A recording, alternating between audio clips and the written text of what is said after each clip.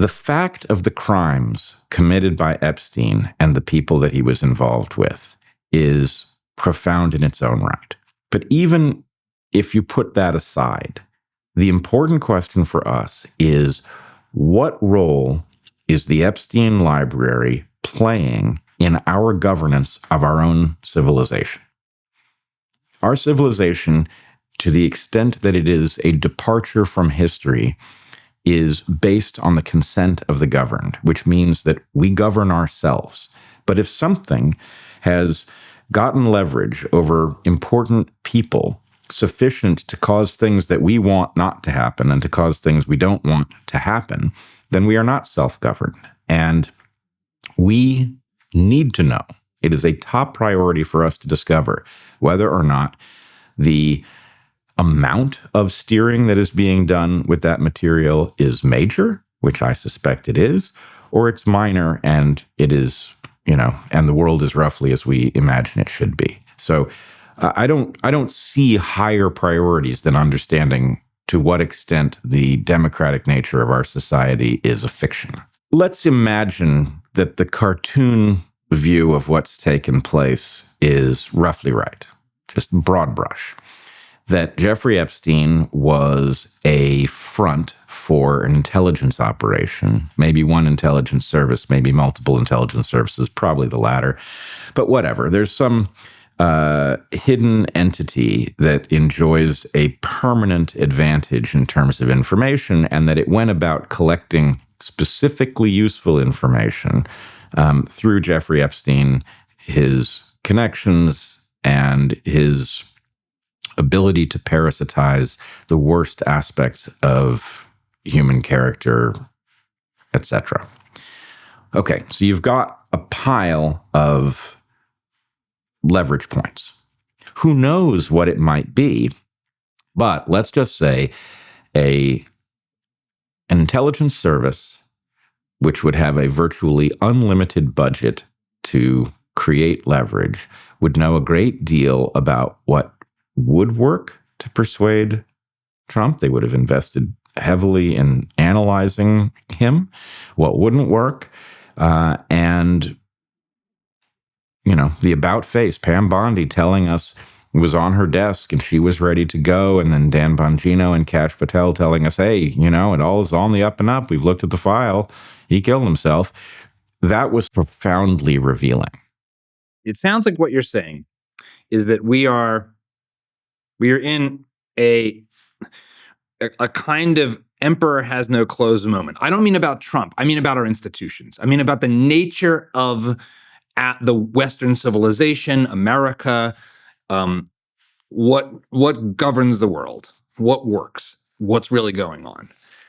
And there's a couple things and ideas that have scrambled this for me, certainly. One of which is the internet and its sort of radical information tsunami has stripped the elite in our society of their clothes. So the emperor literally has no clothes and we get to see it. And so this has produced this profound level of distrust in the institutions and the people and the leadership. And it is distrust that is warranted because they're not trustworthy and we get to see it.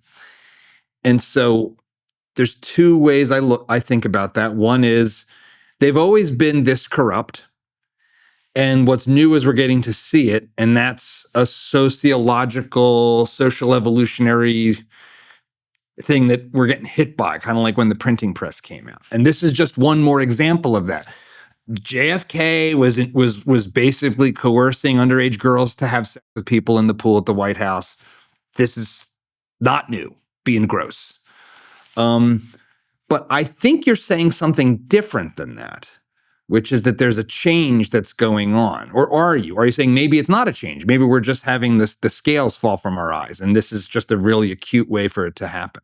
I can say with high confidence that our institutions are beyond catastrophically dysfunctional. There is a question about how far back that goes. Yeah. I can say I think it's gotten profoundly worse over my lifetime. I think I'm old enough, I'm 56, and I think I'm old enough to barely remember functional governance. And I think that most of my life, certainly all of my adult life, has been lived under what I would call entirely malignant governance, which gives people the impression that actually you'd be better off without government because it's effectively, a big spreading tumor. And yeah, you'd be better off without the tumor, but you wouldn't be better off without the thing that the governance built initially. And, I don't know, does it go back to 1963? Was there a coup in 1963 and the people who took power have never relinquished it? That is one possibility. So the institutions are effectively Potemkin at this point. That you can be certain of. And just for clarity, because this word we use, institutions, can become this sort of like empty vessel. What do you mean when you say institutions? Well, I don't have a ready definition, but I would say they Examples are organized efforts to accomplish things. And I would say above a certain scale, they're all preposterous. And at the moment we see something interesting over in, the NIH or HHS, where we have honorable people who have now gotten command of an institution that it was doing the inverse of its mission statement and are trying to figure out how it works and, turn it around 180 degrees. And so, is that a dysfunctional institution? It's, I'm hopeful, but it will, if they manage it, that will be the only functional institution that we've got above, 100 people or something like that. But let's look at, pick an example. Universities. Yeah. Okay. We have universities, and if you walk onto a campus, it sure looks like that they're doing a pretty decent job of educating young people so they go into the world with, enhanced cognitive capabilities, and that they're, hard at work studying nature and discovering what makes us healthier and all that. If you look at the product and you test it, do they actually make people smarter? No, there's a pretty credible argument they make people dumber on average, because what you've got at the very least is a competitive environment in which cheaters actually rise faster academically than people who play the game honestly. And so what you have is a system that becomes a test of how well you can cheat. And so, okay, let me ask you this. Downstream of a university system that is demonstrably phony, why do we expect the institutions that are inhabited by people who were trained in those universities to be any better? And they aren't. The thing that connects our conversation about Epstein and this is that they both point to the world of the elite, the world of a relatively small group of people who go through these institutions for, and come out in a very particular way that seems really strange under this kind of basic scrutiny. Do you have a theory, or do you have a model of the elite, or that maybe even is evolutionary in nature? Like, how do you think about is there a unifying theory of elite behavior? Rob Henderson, who's been on the show, talks about luxury beliefs. That seems like one aspect of this. That's some outgrowth of it. How do you think about it? Well, let's leave open the question of whether we know who the elites are. Right? We could certainly name some people who are likely candidates, but let's just leave open the possibility that the elites is a real thing, but that our guess as to who's in and who's out is liable to be rough at best. I think you can say the following thing. The idea of a free civilization in which people are liberated to do a great variety of things, and where you, in general, are rewarded for figuring out how to create wealth. And the more wealth you create, from which we all benefit, the better you do. I'm not saying that the system will never work perfectly that way, but a system that roughly worked that way is more or less what we think we have or are supposed to have. It's better than plunder. It's better than piracy. Oh, I think it's marvelous. I am an unashamed defender of the idea of the West, which is not a list of countries. It's a belief that we should level the playing field, liberate people as meaningfully as we can. Everybody should play their cards as effectively as they can, and we should expect and, in fact, desire people to be differentially rewarded based on how successful they are at creating wealth from which we all benefit. I think you're not going to beat that system. However, you can imagine that for people who have, by whatever means, through crime or through the production of wealth and doing well by doing good, once you've attained another level, right, a level above what almost anybody ever achieves, you have a lot to lose. Mm-hmm. And the idea that you might therefore view with some concern all of the various contenders to join and ultimately displace. In other words, there should be some churn amongst the people at the very top based on the fact that the people at the very top may play their cards badly and disappear from that strata, and other people will play their cards well and they will join. And so if you're in that strata, the question might be, well, what can I do to make sure that I'm always here? Right? And you might imagine that collusion would emerge between them. And they would say, well, you have the same concern because it's natural. We've attained something. We'd like not to lose it. So what can we do? And yeah, there are some, you can be smart and you can play your cards well, and that can stave off your dropping out of that strata for some period. But ultimately, it will dawn on a great many of them that cheating, such that those who are attempting to displace them have a harder time than they might otherwise, would be a reasonable thing. So what I'm effectively arguing is that we little people should, if we're wise, should want the system that matches the brochure of our civilization, right? A level playing field where everybody has an opportunity, everybody has access to the market, you play your cards as well as you can, and you're rewarded for making the world better in some way. And then we've got a bunch of people who will naturally wish to conspire against that because built into that description that I've just given is a threat to their position. And I wonder, that is really an evolutionary explanation, that a system in which everyone is free to join the elites is one in which the elites will take on a perspective in which they wish to limit the scope of that system so that they are not threatened by it. There's, I haven't read deeply into the work here, but I know there's been some interesting writing on that one of a potentially powerful force in human history has been kind of what you're describing, which is to say fighting amongst elites, essentially to protect turf.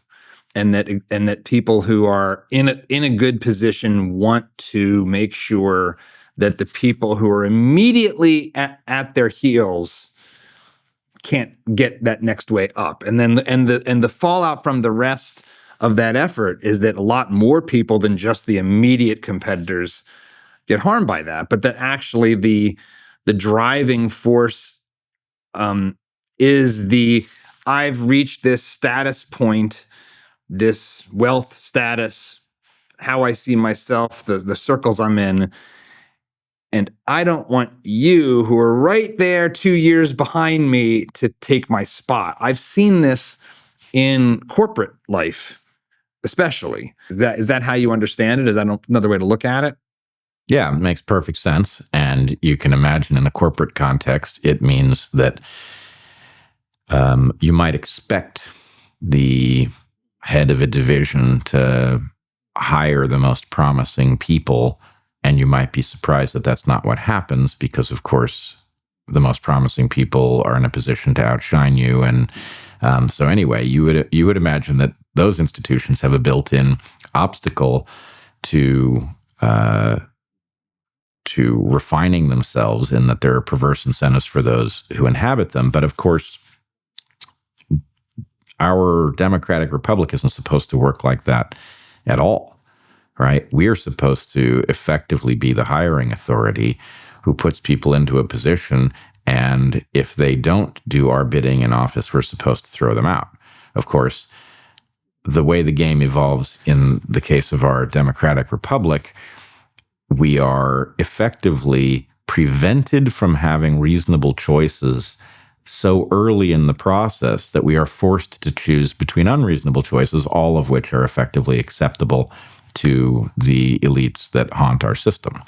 And we would be wise to break out of that dynamic. And it's the best I can understand of what our founders tried to do is say, well, that's why we should keep the federal government really small and contained, have there be interdepartmental competition, the separation of powers, and federalism, decentralize power and authority to these 50, well, at the time less, but now 50 states, such that we're trying to exploit competition as best we can with a rule set that's supposed to keep that within a bound, that we're still the country, we don't fly apart at the seams, but California gets to be crazy and Texas gets to be less crazy, and people vote with their feet. Isn't that still what's happening? Why is that gone? Why did those forces seem to have started to break? Well, I mean, I do think this goes back to the Epstein question, and not directly, but my sense is we little people suffer from a informational disadvantage that is now being fully cultivated by some force whose name we don't know. And what that means is that when we look at a map and we see countries with names that we are familiar with, and we see borders, and we think this is a people and it is governed by a structure, we are effectively signing up for a fiction that does not mirror the reality of what governs this planet. So, for example, I cannot answer the question, having spent a good fraction of the last 5 years on the puzzle. I cannot answer the question, why were we partnered with the Chinese on bioweapons technology? It does not make sense to me if I think of what I understand to be the Chinese Communist Party, its relationship to the nation called China, the relationship of the nation called China to the nation called the United States. None of these things add up. It makes no sense that we would have been partnered in this way. So what I'm forced to conclude is that there is some entity who I can occasionally detect the action of that unifies some part of the Chinese power structure with some part of some American power structure, maybe something within the Democratic Party, that caused a pandemic scenario that I know to have been mostly fiction to unfold, which then allowed a lot of things to be done that had meanings. You know, I can detect that there was a very smart business play inside of pharma in which a technology that they owned, the mRNA technology, which could not be brought to market because it has a flaw that causes major harm to people who take the technology. Well, they needed an emergency. And so the pandemic, whatever it was, created an emergency that allowed this very profitable technology to become normalized in the public.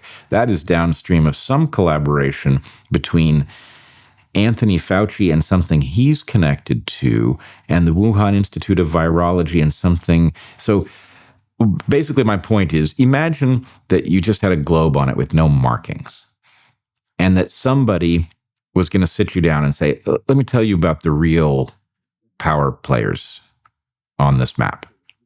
And they were to say the real power players are, you've got people in these 5 capitals who are collaborating in some sort of a consortium, and this is the name they call it. And this consortium has an interest in these 5 speculative positions in markets that they expect to emerge, and it fears the 7 things that are owned by this other consortium, right? Somebody could sit you down and they could tell you, here are the real lines on the map, and here are the real alliances. And every time you say China, you're being stupid, because China is actually divided between 3 parties, right? There's the heterodox Chinese Communist Party, there's the Orthodox Chinese Communist Party, and then there are the Chinese anti-communists, or something like that, right? If you had just that, day one, here are the real players, here's what they own, here's what they think is going to happen, and here are their partners, here are their enemies, right? If you had that, then we could say a lot about why things unfold the way they do. But if I have to invoke, well, what do the Chinese think? That's like asking, why are the Americans taking the position that they are in Ukraine? And the answer is, I'm an American and I have no idea why we take the position we do in Ukraine. I think the people who know that are somehow, they have captured the Democratic Party and half of the Republican Party, and they've got their own reasons. And I have no idea whether this is about resources, or it's about bioweapons research, or it's about a long-term play to create a need for weapons. I don't know, but I know that the lines on the map are misleading me. If you like this clip, you should check out the full video and all the other great content we've got at Dad Saves America. So be sure to hit the like button, subscribe, and ring that bell so you won't miss our new stuff as it drops each week.